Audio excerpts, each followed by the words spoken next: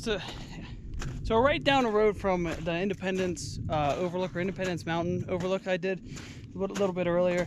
And then I went into Evergreen since I was close, just to kind of wait out the crowd here, because I originally tried hitting this first, but it was ridiculously packed. But I found a spot, so we're good. But you can tell this place is pretty popular. Just in general, this trail is super, super worn in. And if you're coming here in the wintertime, be prepared for just ice, because it gets so compacted, so many people walk on it, it literally just becomes a sheet of ice. So forewarning there, it's slick. But I think we're almost at 60 degrees right now, so it's more slush than anything, so it is slick. But right under that slush is a layer of ice, which doesn't make it very fun on your way back down or up. So if you're not good with ice, come here during the summer. Try this during the summer when there isn't so much that. But yeah, looks like we're kind of working our way up in this little ravine here and coming out to see the other side. So the start of this hike is out and back, I guess, through this ravine, and then once you get up to a point, it will be a looping trail. And that's all I got to say for now. Here's some more of the hike, and I'll talk again when I talk again.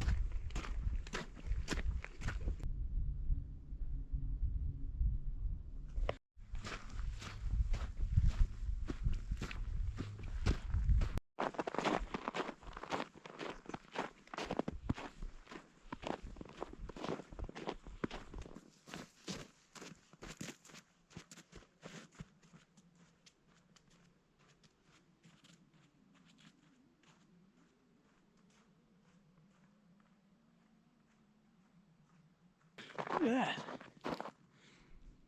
I'm a little off the trail here, like 20 yards. I just saw there was like an opening over here, so I'm checking it out.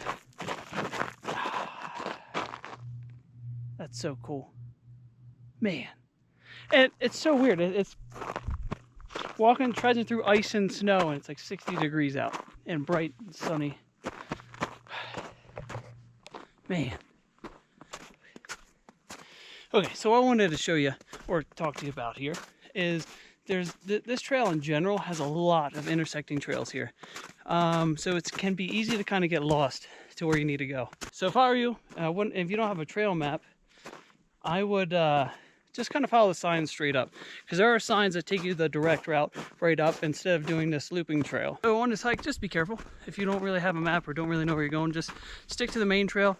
The signs take you straight to where you want to go, at least for that, like the panoramic overlook, whatever it's called. We're just about there, so see you there.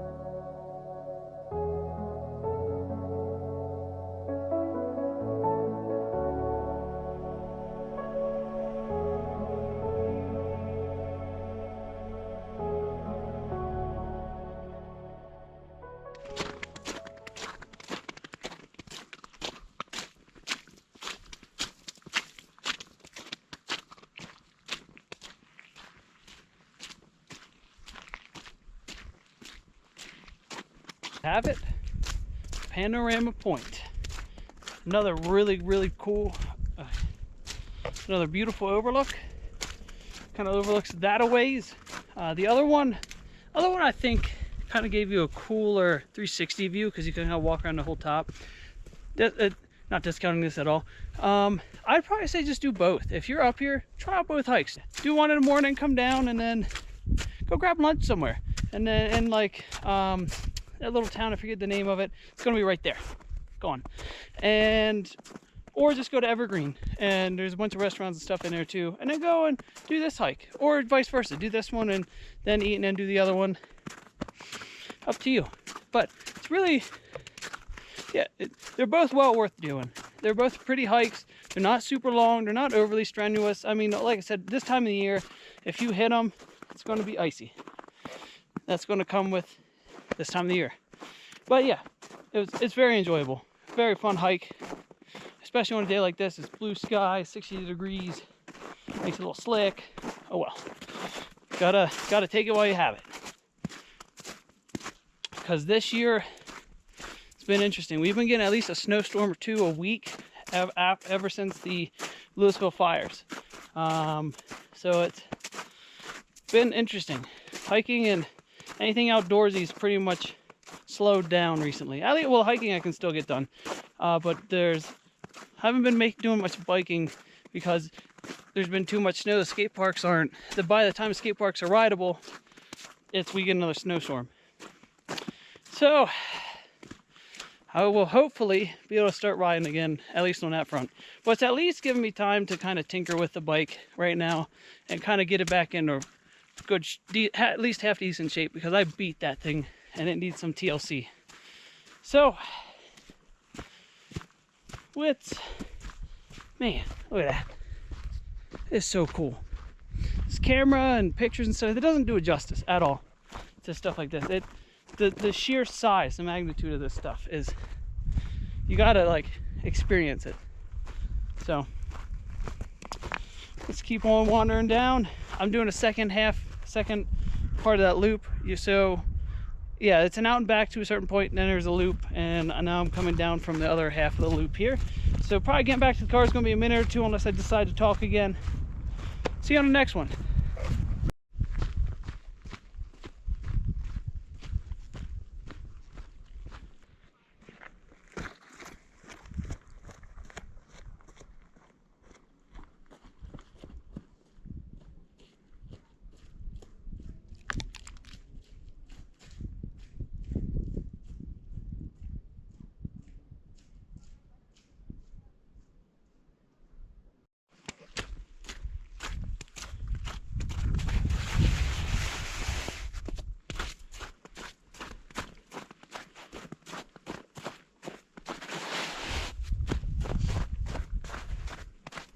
Just to show you how packed down this snow is on these trails here.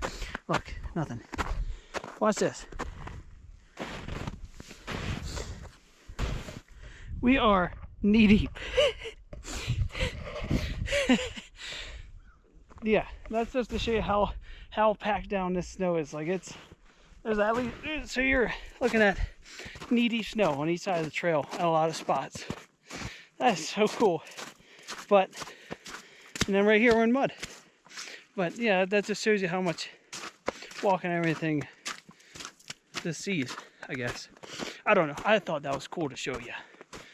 All right, we are at the point where the loop stops, and we will be getting back to the car here shortly. So after this, I'm going to head down into Denver probably, find me some dinner, and call it a day. Another day, another beautiful hike, just a good time.